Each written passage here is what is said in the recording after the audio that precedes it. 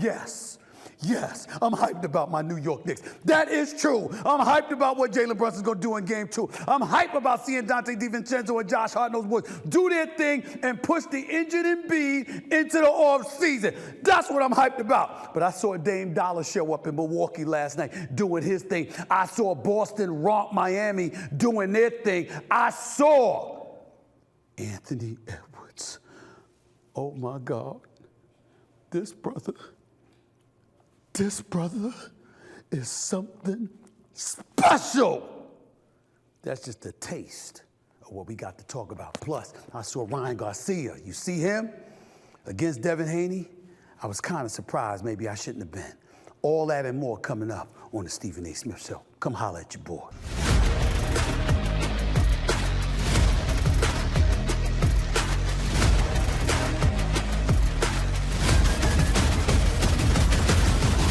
What's up, everybody?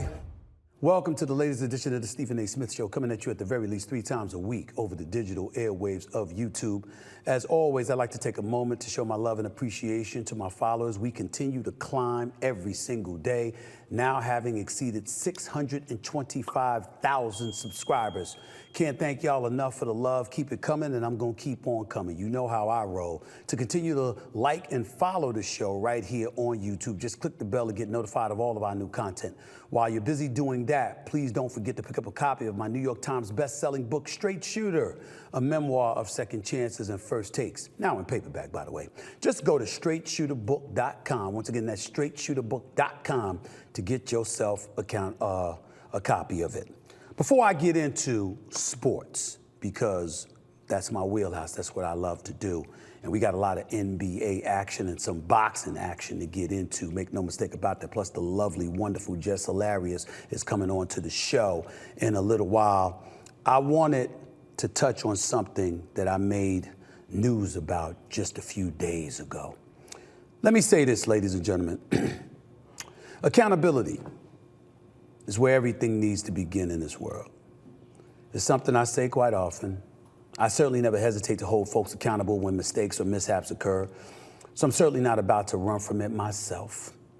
I'm fully aware that I've been in the news over the last few days, paraded all over social media as well, after comments I made during my appearance on Fox News' Hannity last week with the one and only Sean Hannity himself. And I'm fully aware of the outcry that has ensued because of it. A lot of folks in Black America seem pretty pissed at me right now, from friends and loved ones to colleagues, contemporaries, and dare I say even the NAACP itself.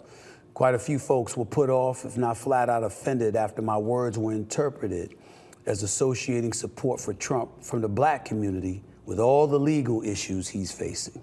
For that, I sincerely apologize. To be clear, my words were misconstrued. I'm stating right here for the record that my words were taken out of context, misrepresenting and depicting me in a way I found every bit as insulting and disrespectful as folks in Black America evidently felt about what they thought I said. But I'll own it anyway. Because please know that I know the buck stops with me. I'm in the communication business. I've been here for 30 years, so regardless of whatever interpretation that accompanies any words coming out of my mouth, the responsibility ultimately lies with me first and foremost before anybody else. I've always felt that way. I still do. I always will. Period. Blacks who refuse to support Trump are aware of his history of issues. And we'll never forget how Trump claimed Obama, the nation's first Black president, wasn't even qualified to hold office because he was born in Kenya, although Trump recanted the statement during his 2016 campaign run for the presidency. Yet Trump's dissenters were not the topic of discussion when I was talking to Hannity. The support he appears to be receiving in the polls was what was being discussed. 5 polls, count them, 5. Emerson, NBC News, Daily Kos, New York Times, and Rasmussen, all big national polls had Trump leading over the last few weeks. Plus, according to 538, recent local polls also put Trump ahead in battleground states. He's up 6 points in Michigan, Arizona, and Georgia each. Insofar as Trump gaining support in the black community, well, how about various publications with these headlines? The Chicago Tribune. This time Trump really does seem to be making black voter inroads. Why? The Washington Post. Voters of color are shifting right. Are Democrats doomed? How about the New York Times? As black voters drift to Trump, Biden's allies say they have work to do. Axios wrote, Big Biden bummer. New York Times Siena poll shows gaps with key demographic groups. Wall Street Journal, Biden loses support among black men. The Hill, Biden losing support among black voters in swing states. Survey. Al Jazeera, why are black voters backing Donald Trump in record numbers? And CBS News, black voter support for Trump up from 4% to 23%, poll finds. Why did I say all of that? Because I want to show you I didn't just open my mouth. I read, I listened, and I've seen a momentum shift, as we all have.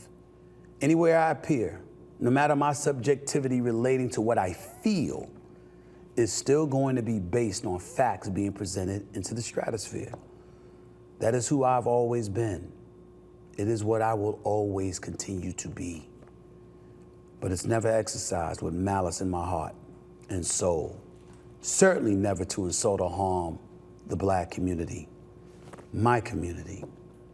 My thoughts are put out there to present views I believe are pertinent, that alerts us to what's going on, what missteps may be taking place, and how, if at all, they could be corrected. I hope everyone can understand and appreciate my intent, if nothing else, as we march forward right here with the Stephen A. Smith Show. But just because my intent was harmless doesn't mean my words were harmless, and I know that.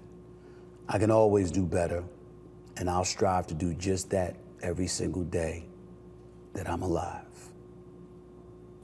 Now, let me move on to some NBA stuff, because I got this stuff on my mind right here, okay? Where the Knicks went up 1-0 against the 76ers. Joel Embiid had a spectacular offensive rebound that led to a dunk and subsequent injury.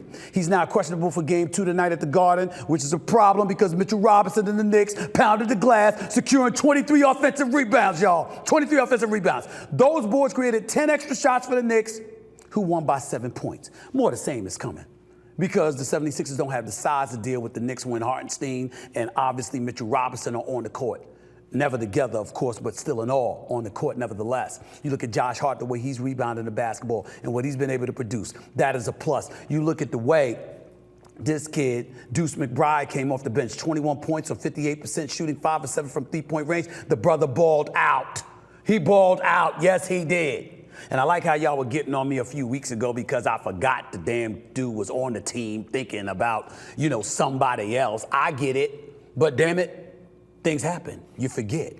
I broke the news when the Knicks traded those cats to Toronto, for crying out loud, and Detroit, by the way. So I understand where you're coming from. In the end, here's what it comes down to. None of it matters now. Playoffs are here.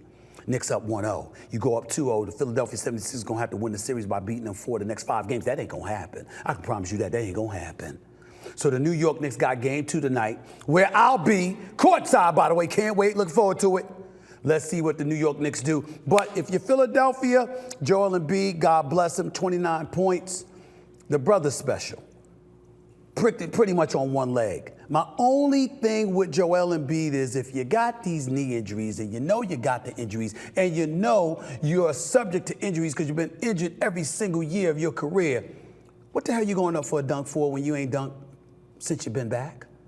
When you literally have dunked less than 10 times this entire season, why go up there and throw it off the backboard and dunk? Why? Because you was feeling good in the moment? Did you know better?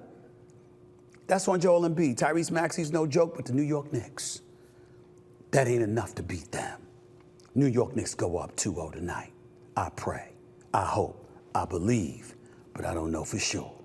Let me get to the next subject at hand, because we're going to head out west where the Lakers and the Nuggets are getting ready for Game 2 tonight in Denver. And this game could very well be the last stand for LeBron James and the Lakers. The Nuggets beat the Lakers Saturday when they didn't box out, scoring 18 points off second-chance opportunities. The Lakers also failed to take care of the ball as the Nuggets scored 14 points off L.A. turnovers.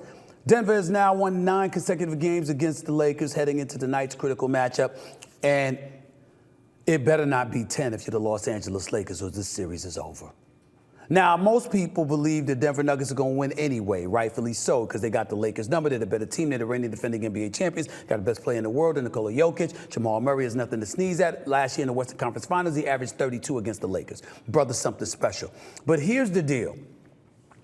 When you're a bully, which the Lakers have been a vast majority of this season, beating up on teams smaller than them, your comeuppance arrives when you face somebody your own size, if not bigger, and that is what Denver is.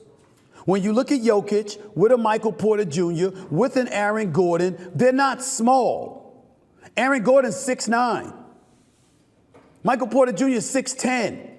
The greatness of LeBron James and Anthony Davis, obviously undeniable, ain't enough. D'Angelo Russell has to show up. And ladies and gentlemen, to put this stuff in perspective, this brother, Mr. Smooth Daddy himself, always calm. Every time I think about him or I see him, he reminds me of Lamar Odom. We going to the crib.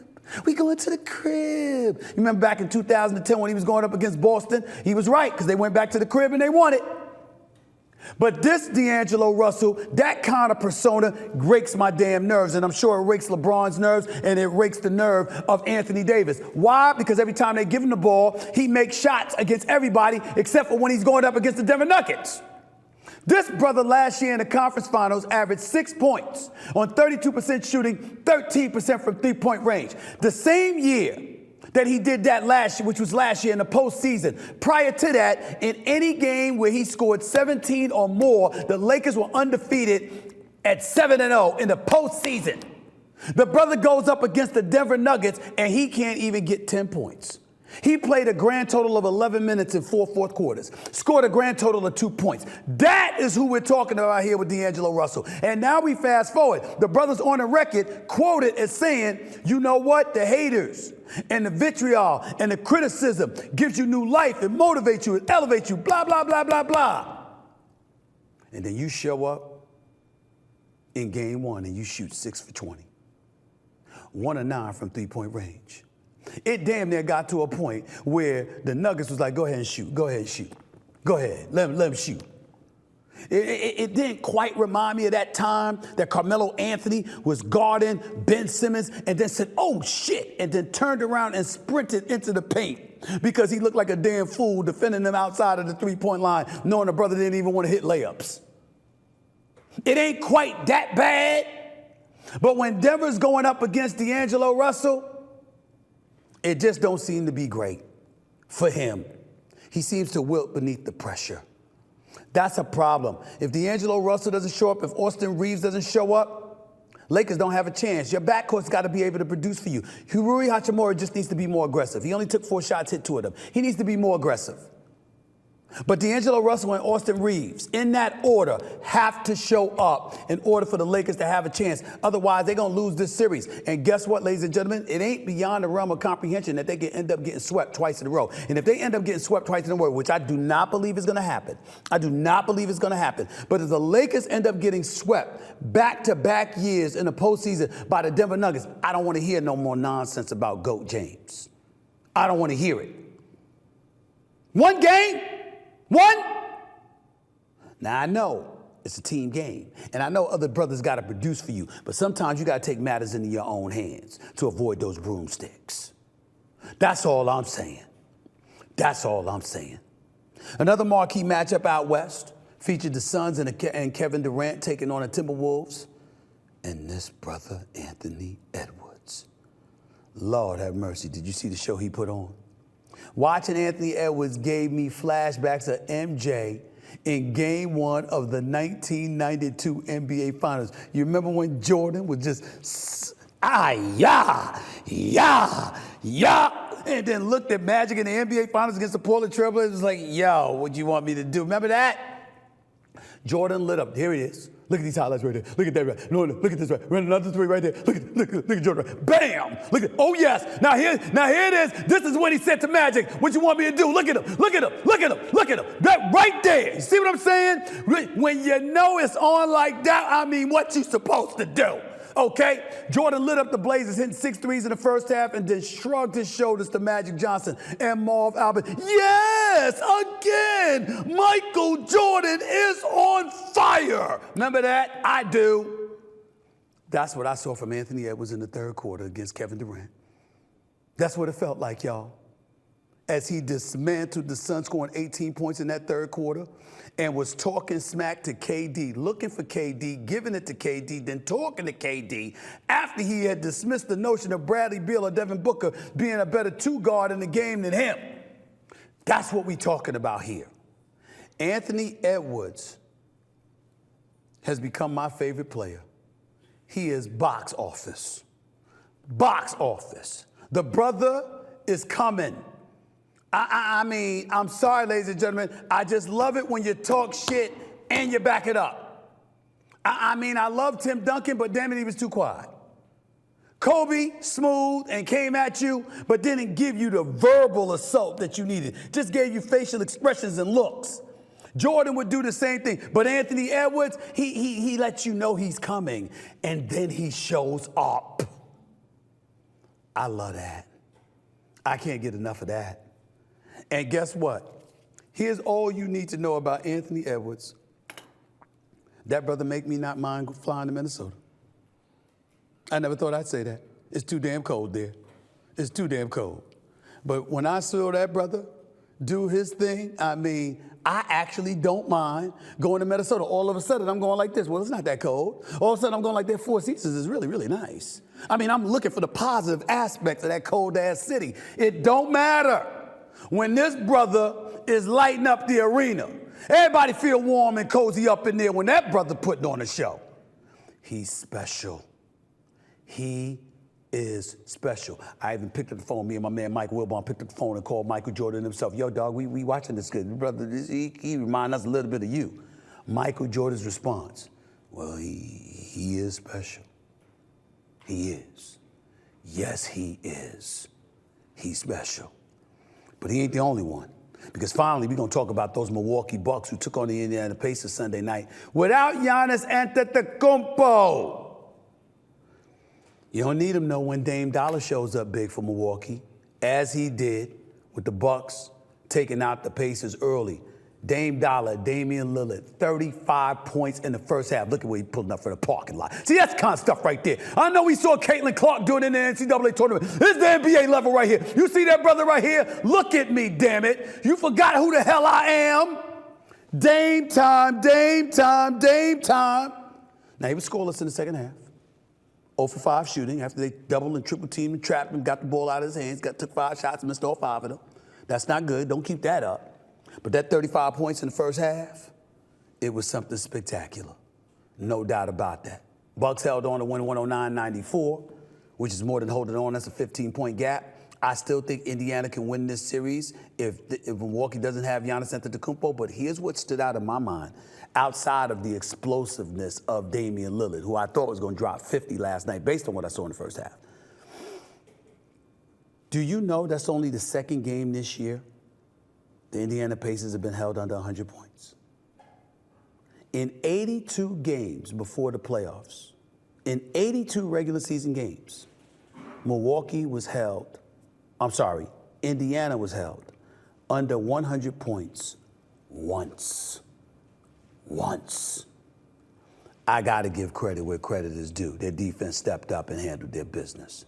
Pascal Siakam, the one dude with championship experience on Indiana's roster, did drop 36, but clearly it wasn't enough because Damian Lillard was just putting on the show. Let's see if it can continue and if Milwaukee continues to still find its vibe. That's all I got to say about the NBA stuff. You're going to have to forgive me. I got to go to break because we got to get back because I got to get into some boxing, y'all, coming up. Y'all saw Ryan Garcia? Did you see what he did to Devin Haney Saturday night in Brooklyn? I'll get into that next. Plus, she's a comedian and co-host of The Breakfast Club. Her name is Jess Hilarious. She joins me right here in studio. Keep it locked right here on the Stephen A. Smith Show over the digital airways of YouTube. Back with more in a minute.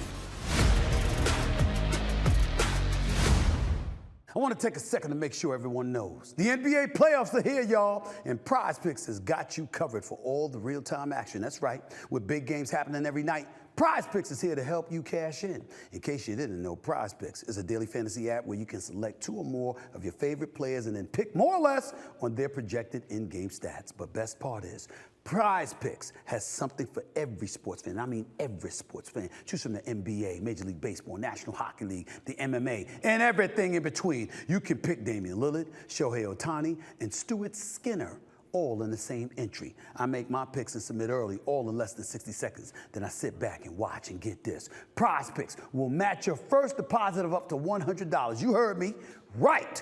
Go to prizepicks.com and use code SAS. That's my initials, of course, for a first deposit match up to $100. That's SAS, where you go to prizepicks.com and use the promo code. Pick more, pick less.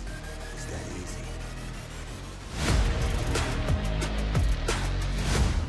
Welcome back to the Stephen A. Smith Show. Still don't like that name, by the way. This is baby Stephen A., okay? And I'm here taking over. I got one thing on my mind and one thing only. That's it. The OKC Thunder opened their playoff run against the Pelicans with a 94-92 win. But that wasn't the only thing that caught my attention. Did y'all see that Thunder fan in the stands cradling? It looked like a newborn baby, okay? Now maybe Thunder Baby is a good luck charm. I don't know. We'll see if it makes an appearance in Wednesday's game. But here's what I was thinking.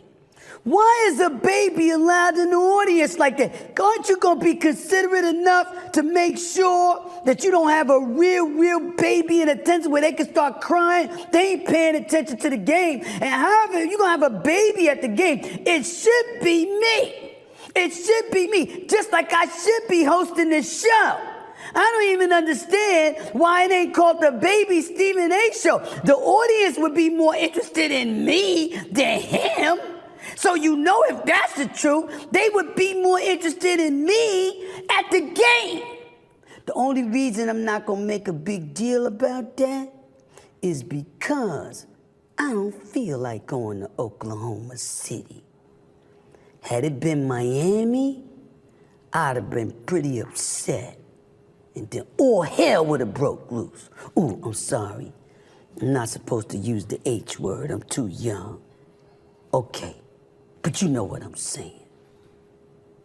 Look, y'all, I got something to say, all right? We gonna wait until Wednesday where I literally have a license to show you some of the highlights so you can understand the magnitude of what we saw Saturday night at the Barclays Center when Ryan Garcia went up against Devin Haney. Now, it wasn't for the welterweight crown or the junior welterweight crown, I'm sorry, at the 140-pound limit because Ryan Garcia came in 3 pounds overweight and as a result had to give Devin Haney $1.5 million because they had promised and shook on it. They bet that for every pound Ryan Garcia came in overweight, he'd have to give Devin Haney $500,000. And he came in 3 pounds overweight. So as a result, he had to cut that check for $1.5 million, which he did. Ryan Garcia said he didn't give a damn. Why did he not give a damn? Because he said, yo, I'm here to win. I don't want to come in there draining myself, feeling weak. Why? Because I had that happen to me against Javonte Davis, and look where that got me. Well, guess what? He stepped into the ring, and after all of this noise about how psychotic he must not be, have all his faculties in order, we had Teddy Atlas come on the show and break down to us what level of faith he was lacking in Ryan Garcia, how Ryan Garcia shouldn't have even been allowed to be in the boxing ring. Ryan Garcia said, I was just playing y'all, blah, blah, blah, blah, blah. Well, guess what? He did. He played us all. Because all of us who had Haney winning by decision, none of us had him winning by knockout, but we thought he'd probably box and win by decision. He got beat up. He did. I'm a fan of Devin Haney. I truly am. But when I saw what Ryan Garcia did to him, I said, damn.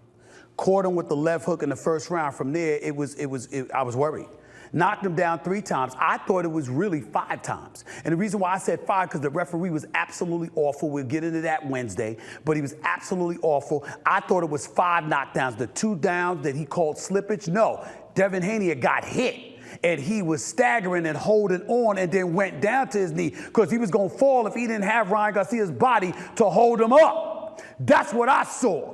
Ryan Garcia, clearly stronger, clearly with a bigger punch, clearly more powerful, too strong for Devin Haney, took advantage of the situation, beat him, and put himself on the map once again as one of the elite fighters out there. And as a result, who knows what's next for him? It could be Teofimo Lopez. That's a fight I would like to see. It could be anybody. We don't know. But what we do know is this. All that talk that Devin Haney and Pops gave about being like Floyd Mayweather, that never happened to Floyd Mayweather. Not one time, let alone 3 times. Not that clear level of domination. Not the inability to move away from punches. Not being able to avoid a straight right or numerous left hooks. That's what we saw happen to Devin Haney Saturday night at the Barclays Center in Brooklyn, New York. Clarissa Shields, the female champion, along with Sean Porter, doing work for the Zone, outstanding job. They were calling a fight, pre-fight, post-fight. Excellent job highlighting some of the things that transpired. We'll talk more about this Wednesday, but in the end, Ryan Garcia, King Rye, showed you're gonna have to deal with him.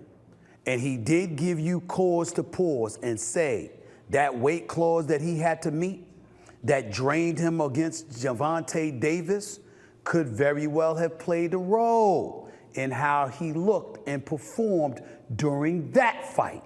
So maybe, just maybe, he's given us a reason to believe that, yo, give me another chance, give me another crack at it, and let's see what happens then. Coming up next on the Stephen A. Smith Show, The Breakfast Club host Jess Hilarious is here. We'll get into some hot topics percolating in the world of news, hip-hop, and beyond. Stick around. This is Stephen A. Smith Show, right here on YouTube. Don't go away. Welcome back to the Stephen A. Smith Show, right here over the digital airwaves of YouTube. My next guest blew up social media with her hilarious comedy sketches that have garnered her more than 5 million followers on social media. She's made appearances on MTV's Wild 'N Out and All Def Comedy, just to name a few, and she is, dare I say it, the beautiful part of the nationally syndicated morning show, The Breakfast Club, as well as the owner of the Doctor Who activewear apparel. I'm happy to have her in studio with me right now. Please welcome Baltimore's finest, the one and only Jess Hilarious. How you doing? How's everything? I'm good. First of all, it's great to see you. It's great to finally meet you. Thank you. Before I get into anything about you, you were at that fight. You just saw me. You just heard me talking about Devin Haney, Ryan Garcia. I didn't think that Devin Haney was gonna get beat like that. Yeah. I mean, tell me what you saw, because I know you know a little sports, and you were there. You were in attendance at the Barclays Center. I What was were your there. thoughts? I was there. It went exactly how I thought it was gonna go. At first, Ryan had me a little, I don't know, like his promoting tactics was different this time. Lost his mind. He Yeah. looked like he lost his mind. Yeah, and then when he, at the end of the fight, he said, y'all thought I was crazy? I'm like, yeah. You know, we thought you were, you know, but I thought, like, you know what, for him to be going this crazy and they haven't called the fight, they haven't said they haven't canceled it, yeah, he gotta win.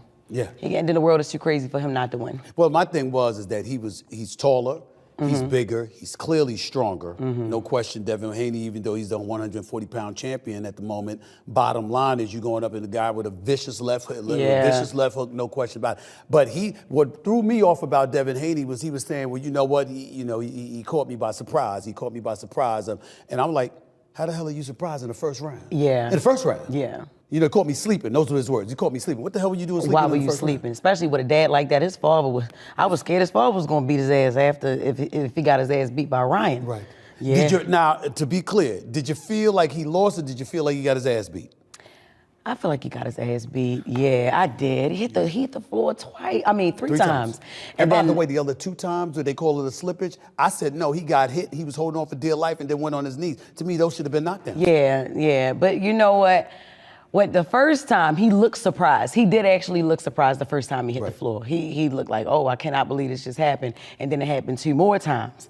And I think they should have called it. I think it should have happened like that, where they called it. Because the fights before theirs, the refs were calling the fights before I thought they should have. But I don't know. I'm not sure, but I knew that was going to happen on Ryan's part. I got you. Yeah. Let's talk about you for a second because you're making noise. Obviously, your popularity has elevated big time. You're getting a lot of love from a lot of people. Yeah. Being a part of the Breakfast Club, obviously a major part of that. How is life for you these days? I'm hearing, is it Yes. true that you're expecting? It is true. I'm expecting, yes, 5 Congratulations. months. Congratulations. Thank you. Thank you so much. How much are you looking forward to additional motherhood? Because I know you already have one kid, Yep, correct? yep, 12 years old. Oh my God, I have my little boy already.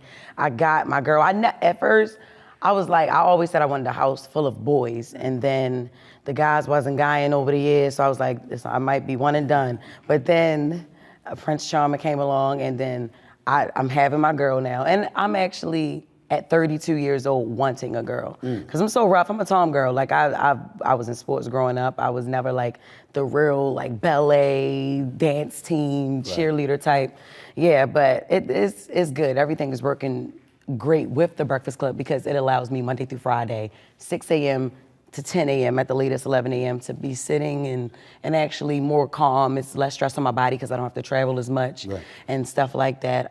Touring has slowed down just because I wanted to, but at one point I had to tour, you know. But educate us money. all about you. Before you started with the Breakfast Club, what were you doing and how hectic your life and your schedule was? I was traveling. I was on a plane about 3 times a week, not seeing my son a lot because he is back in Baltimore with his dad and my mom. Okay. You know, so he's with his dad and my mom, and between doing film and then my comedy tour, I would constantly be on planes. And you think that's what you want. You think it's fun, right? For like the first 4 years, it is fun, and then it's like, damn, I gotta be doing this. I have to do something else. I gotta.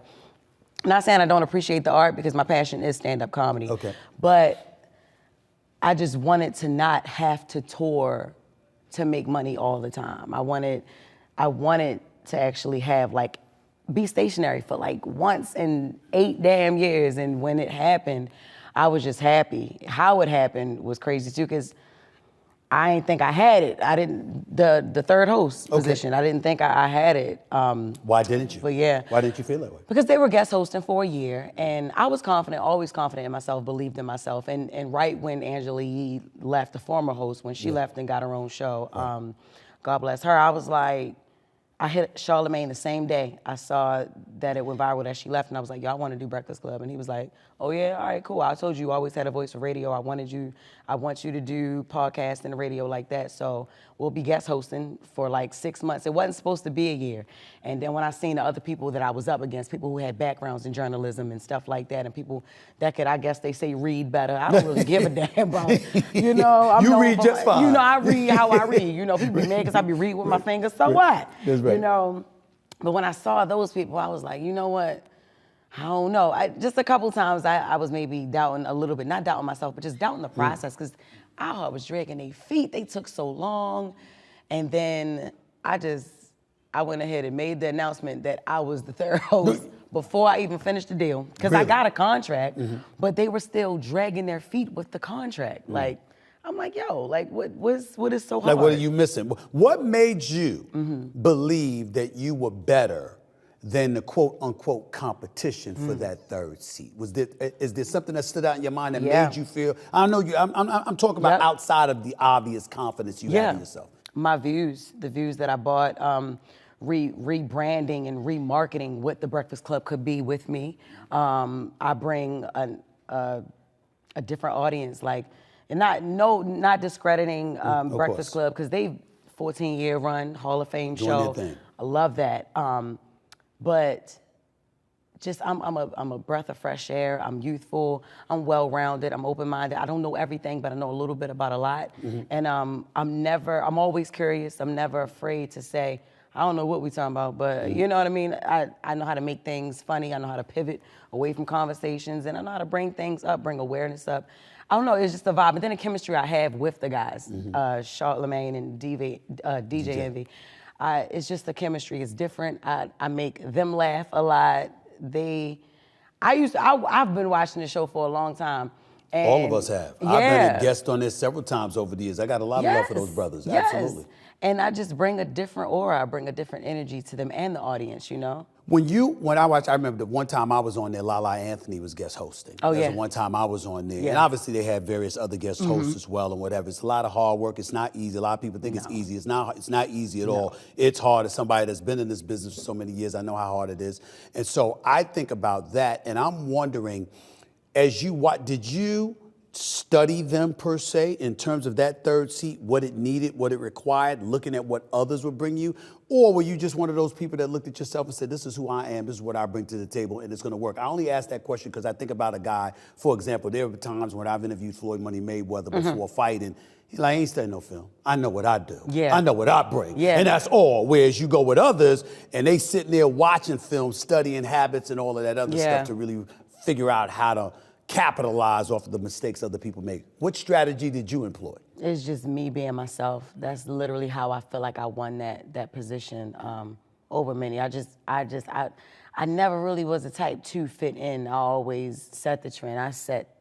I am the formula. You know what I'm saying? That's how I've always looked at myself. So, I just knew. I knew I'm just gonna go ahead, be myself. If that don't get me, then I ain't gonna be got. If somebody is watching and listening to the Breakfast Club right now, compared to what they saw, let's say, a couple of years ago, what are they getting? Realness. They're getting, like I said, more chemistry.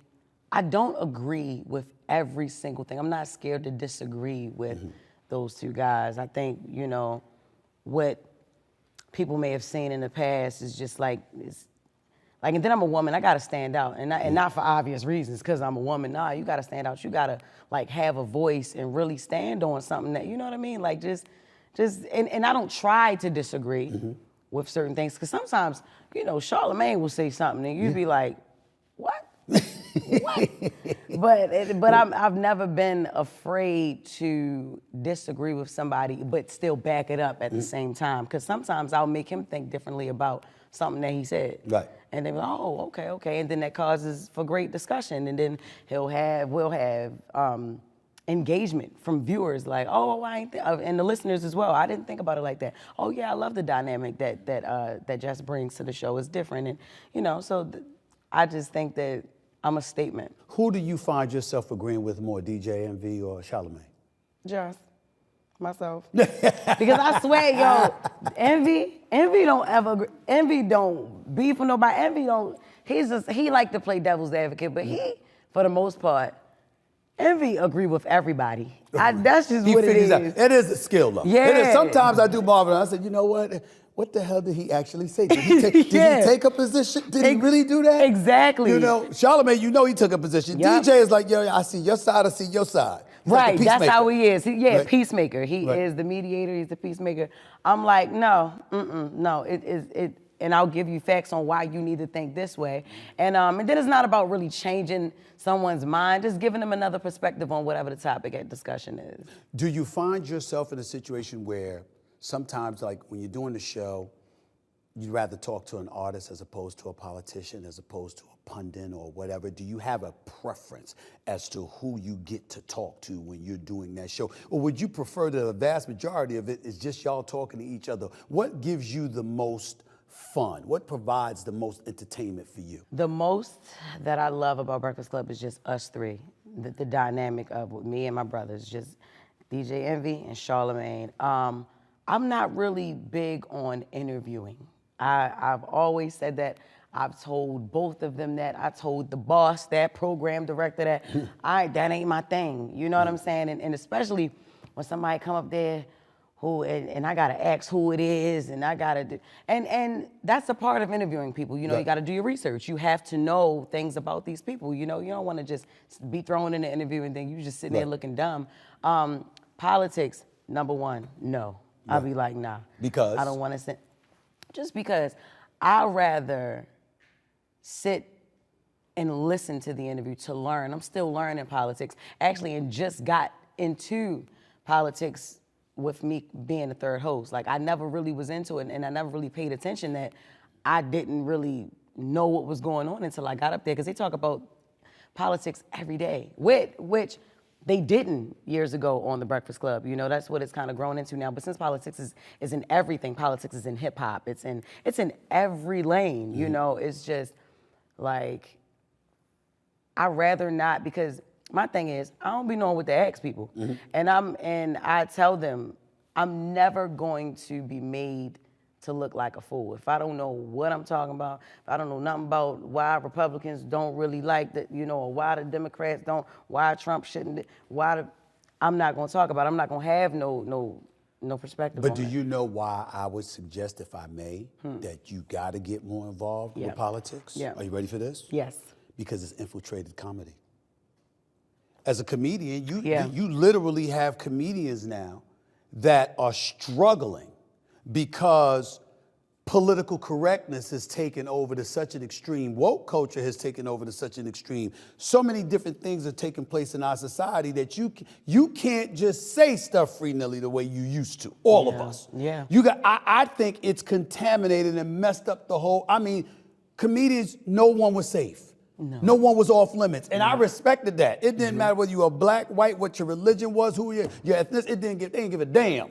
Now they have to care about that. That's why I would say that you got to get more involved in that, just to know what minefields to avoid. What do you think about that? I do. I agree with you. That's why I said now that I just doing this for two months, I've only had my position, almost 3, and I see like politics is in everything. Yeah. It really is, and I just didn't think about it. It opened me up to that. So I will listen to the interviews, but to be ready to be thrown in them, no. Got you. Yeah. Jess with the Mess. That's a segment that you have on the show. Tell me about that, where that came from, how much you love doing that. I started doing Jess with the Mess back when Instagram was like 15, 30 seconds of videos. That's actually how I blew up on social media. I used to watch, I used to do the Love and Hip Hop back when it was Chrissy and Jim on there, Love and Hip Hop New York, and the very first Love and Hip Hop Atlanta with Jocelyn, Stevie J, and all them. And I used to watch the shows and then do Just with the Mess recaps. Okay. And then that blew up, and then I just started doing it on the latest in hip hop, pop culture, and what's going on with this celebrity and that celebrity and stuff like that. And then people took a liking to it. Now, the earlier Just with the Messes used to get me in trouble back in the day, like real crazy. How? How and why? I want to know. Because I ain't never really cared about, you know, pushing the envelope. I never really cared about boundaries with it. I would say what everybody was thinking, you know, and that was way before cancel culture or whatever, although I feel like nobody really could be canceled. That was way before then, and that's how I built my platform. Like a lot of fans, just like me, thinking the same way. I'm saying I'm like the voice of them. I'm the voice in their mind. And then I've evolved it here, evolved it there. I never really put it down. It's been a couple times I was like, man, I ain't gonna do this no more. But I'm like, nah, you know what? This is what I built Jess Hilarious on. It's yours. And it's mine. And so that's what it's formed into now, is just, you know, basically commentary on. Trademark, copyright that. Yeah. It is already. Absolutely. They could try to get it. They ain't gonna get it. Make sure it's yours. Don't let nobody else get it. What's the messiest thing you've touched on? Jesus. This year. This year. Just this year. Just this year. Since you just started with the Breakfast Club, what's the messiest thing you touched on this year? You know what?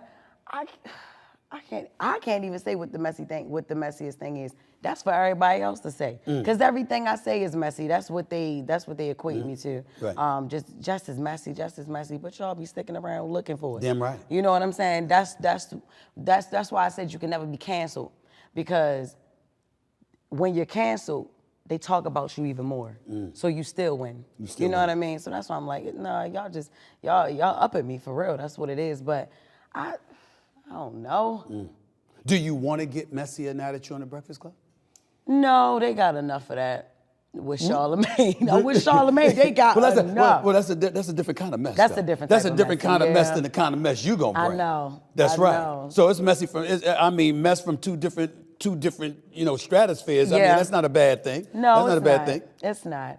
No, my goal is to not be messy. My goal is not to be messy at all. It's just the things that I talk about, I consider it mess because it's already a messy topic. Now, if you put your Jess spin on it, I'm just giving a spin on it Right. and commenting on it, then that is just still messy. So it's just with the mess, but. Let's gauge how messy some of this stuff is. Okay. Did you see this stuff about DC Young Fly? I did, and when he sat down with Cam. Talking about BBLs. Yeah, he did fucking fight, yeah. What were your thoughts about that when he sat down with Cam Newton and was talking about how, you know, basically he's it triggers a lot of memories that, you know, because he lost somebody that had one of those surgeries. What were your thoughts about that? I feel like he's doing the best that he can with the kids, you know what I mean, since he lost Jackie, you know, God rest her soul. Yeah. But I mean, for it Miss to be Jacko. for it to be a trigger, I mean, this is what we've been seeing for what, we're going on 10 years now of just constant BBLs. Like now, like that be like girls' nicknames. Like, you know, little BBL, like, you know, just that's just, I don't know. I mean, maybe it is a trigger for him, you know what I mean? What I also did see online is that a lot of people feeling like he may feel guilty about like what he had previously said to, you know, things that he would previously harp on her about, which if you know DC, you know their relationship was just built on jokes and how that boy joke about his kids, he joke about himself, he joke about his mom, like, you know what I mean? Like, and I guess little things that he would say to her now is like a sting on her fans. Right. You know, so, I mean, I don't even know how they got on that topic. I have no. I'm trying to figure out how the hell did they get on that topic. I was wondering about that. How the hell that come up? Yeah. You know. Now then they got something in the news now. Neo. What is it? A throuple? A throuple? What? A throuple. A throuple. That's what it's called. Polygamy is his polygamy. thing. I mean, you know, he confirmed. Yeah. You know, and went on vacation with two ladies. I have no insult to throw about that. I mean, I really don't. Yeah. But I mean, what are your thoughts about that? Is that messy? Jess, is that messy? No, to me, it's not messy if he ain't with if he's only with them two. It's only messy like if you married and then your wife find out that you got a relationship going on. You know, I think for the first time in a long time, Neo is happy. He's happy. I think this is something that he always wanted to do. He always wanted to like delve in the relationship with multiple women. Right. And if the two girls is happy, I mean that shit can get expensive. Now you know good and well, Jess.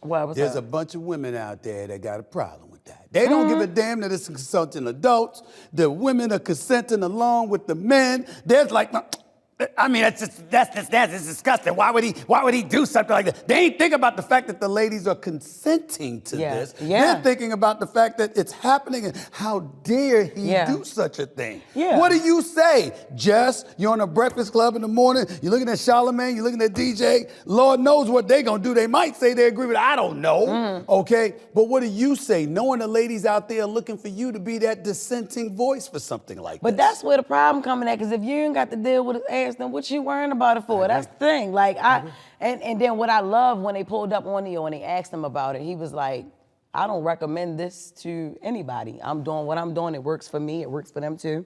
So obviously, I mean, if they're happy with it and he ain't bothering nobody, and if you know, then whatever. Could it be me? Hell no. I would never. I wouldn't. What? I would never. Because just to provide an explanation. Because why? I would never want to be shared, and I don't want to share a man. Like once you mine, and that's it. And if I find out you trying to be somebody else's What you on the side, what you gonna do to him? What you gonna do to him? Listen, that's gonna get messy. I mean, I'm just asking. You talking to a man raised by 4 or 5 women, 4 older sisters. So I mean, there's a lot of inventive ways that you could come up with to make a man pay for such a thing. What are you trying to say? What would you do? Let's just say I came a long, long way, and I'm saved now. and anytime I can go back there, but no, please Chris, don't make me do that. And I'm talking to my man when I say Chris. Do not make me go to jail. That's just what it is. That's your man's name, Chris? Yes. And you just said, for the world to see, don't make you go to jail. Yeah. Which means that you would do something that makes you That go to would jail more if than he likely- ever did something like Yeah. that to you. And you're not apologetic about it in No, any way. no. You're not stuttering about it in any way. No nope. hesitation in any way. I just want to make sure. In no way. Don't ever play with me. Polygamy ain't for us. Chris, I hope you listen to my brother. Be safe, my brother. Be safe. Carelessly Reckless podcast. Tell me about that. Carefully Reckless is a podcast that I have with iHeart, Black Effect Network.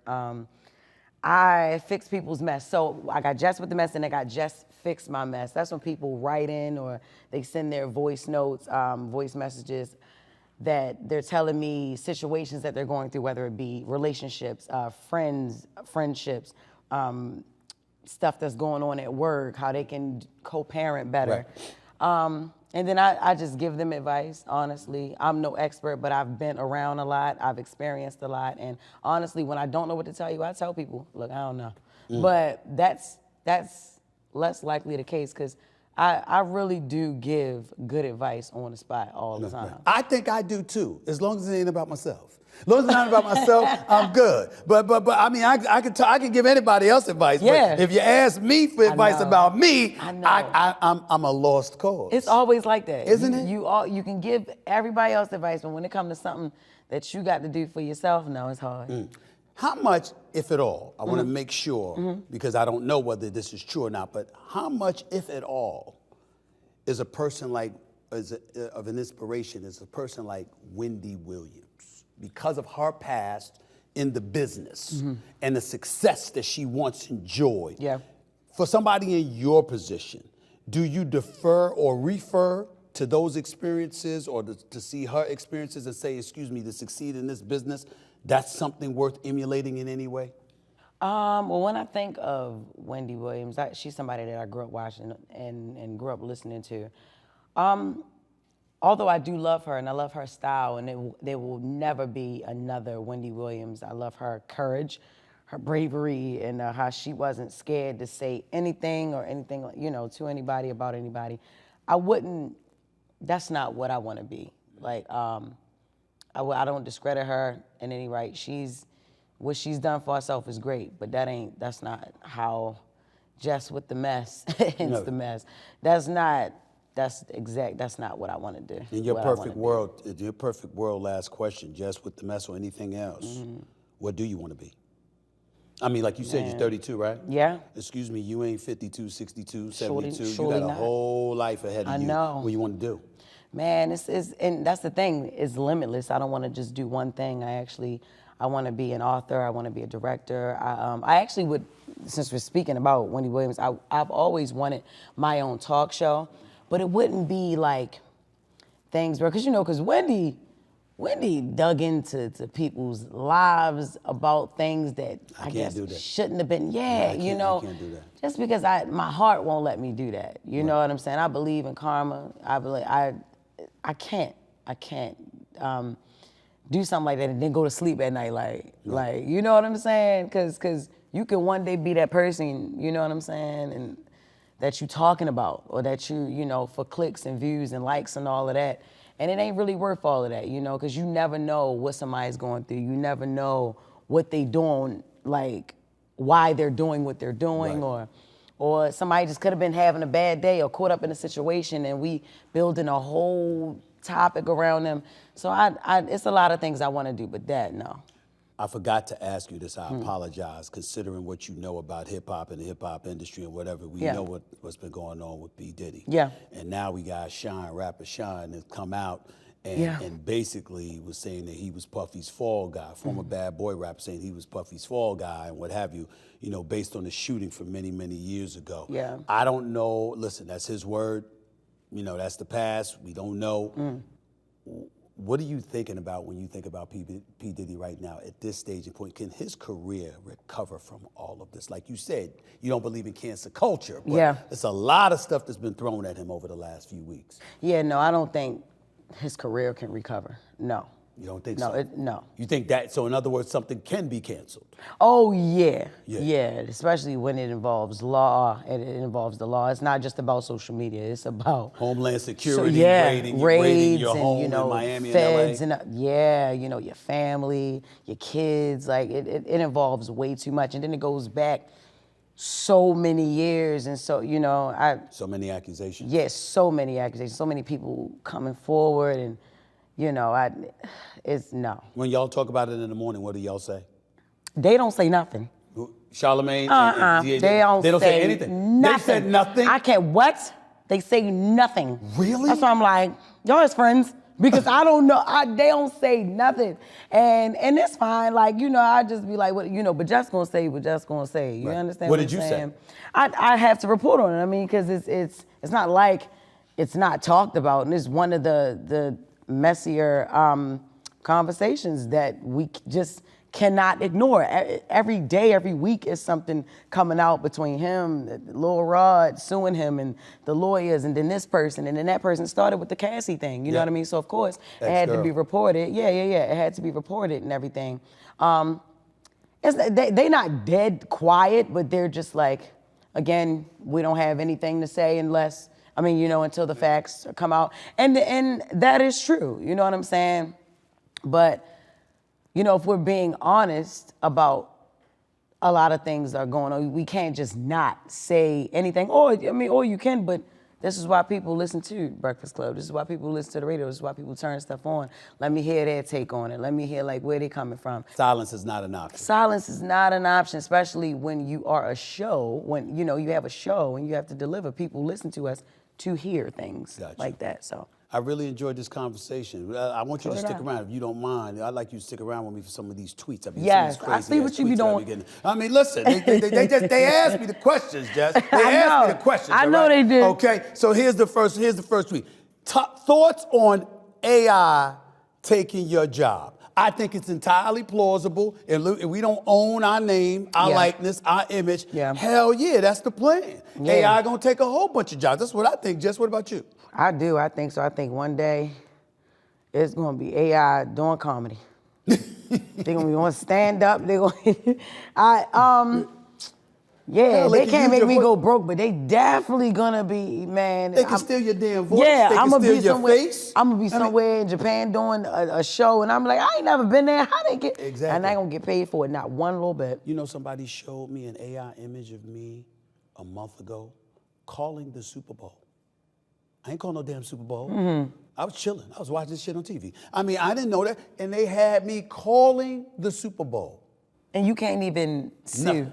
They just showed me. They just showed me. They didn't do it like they didn't air. They just showed me how advanced technology is and what they could do. It was me calling the Super Bowl. I couldn't believe it. And there's nothing that you can do about it. And there's nothing you can do about it but own your name, image, and likeness. Let's go with this next tweet right here. What is this? Look, what is it? Legoat James _6. You have to let one date your daughter, Mr. Crocker, or Dr. Doofenshmirtz. Do you see the tweet? I'm glad you see this. These are the tweets I get. Okay, I don't. What is it? What's? And I know one of them. I know the one on the right. Okay. Because I used to watch a cartoon. I think he's from. I don't know where is he from? Do you know where he's from? Asking my little sister because Phineas and Ferb. Okay. He's from Phineas and Ferb. But the one on the left, I don't know him. Well, here's the deal. The one on the right looks too deceiving. Too menacing. Both of them do. One looks more slick than menacing. The other one looks too damn devious. And half his damn head looks gone, okay? It's like an eye, but there's no forehead above it. Yeah. The one on the right. So I would go with with Mr. Crocker. You know what? I will go with Dr. Doofenshmirtz because he's a doctor. Because he's a doctor? And she got to secure her future. Okay. All right, that works. So, yeah. That makes sense. That makes sense. Let's go to the next tweet, please. As long as it ain't a rapper. Last one. At Tendo what is that? XI? Oh, Lars. All right. Rate Lars Drip from 1 to 10. Now, Drip, I was ready to rate him as a fighter because Tekken is one of my favorite games. Okay. The Drip. Yeah. I don't know about him. You know what? It depends on where they at. I don't know. Lil Uzi might show up with this on. I don't know. I give it a 5. Because if I'm uncertain, then it doesn't stand out enough. And as a result, I'm not giving you more than a 5. That's my thinking. What's yours? Ooh, this is how people be really dressing nowadays at these festivals. That's right. So I would say a 3. Right. I would say a 3. Would you rock something similar to that? On Halloween. Fashion week Halloween. On Halloween. But not a fashion week in Paris or New York or something like that. Never. Never? All right. Chris gonna be with you? I'm saying. Yeah, but if I wear that, he gonna be like, he ain't. He like, I ain't going with you nowhere like that. That's right. What is it? So in other words, you let your man have some kind of impact on what you wear? Yeah, I do. That's a beautiful thing. I really, really Say do. it. Tell him why. Yep. Tell I him why. surely do. Because I mean, my body, you know what I'm saying? Like I ain't gotta walk around with my boobs all out and everything. And that was the time where I did that when I was single and it was okay.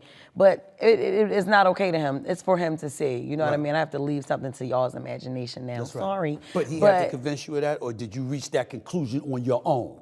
No, he had to convince me of that. It was times where we would go out and we were first dating at first, like he, in early stages, I would wear like shorts that would have like the bottom of my butt hanging out and he'd be like, nah, that's not for what? Right. You already with me, right? So who else you trying to get? Like we trying to come home with another dude or what? What's going on? You trying to get a girl or what? I don't get it.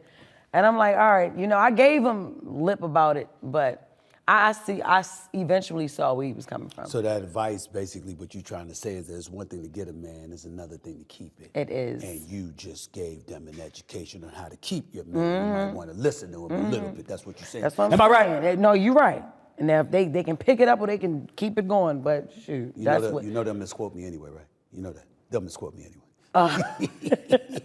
Jess, appreciate you, sweetie. Thank you so much. I appreciate you. Oh, my goodness, it's good to talk to you. I can't Thank wait you. till I come on the Breakfast Club with you there. I can't wait till you come either. That's right. I'm That's come one see interview y'all. I'ma be in. No doubt. No doubt. We ain't missing that. And you know what? I'm gonna ask you a political question too, and then you're gonna be like, "What?" I ain't gonna run. I'm gonna go like, go ahead, girl. I know you gonna your be so homework. proud. Yeah, you gonna that's right. I'm gonna go like that. I'm gonna give you a high five right on the show. No doubt. Be so proud of me. That's it for this edition of the Stephen A. Smith Show. My thanks to the one and only Jess Hilarious. As you can see, you can catch her on the Breakfast Club weekdays from 6 a.m. to 10 a.m. on iHeartRadio, and a condensed version that also is on BET. This is Stephen A. Smith signing off. Until next time, everybody. Peace and love. Talk to y'all later.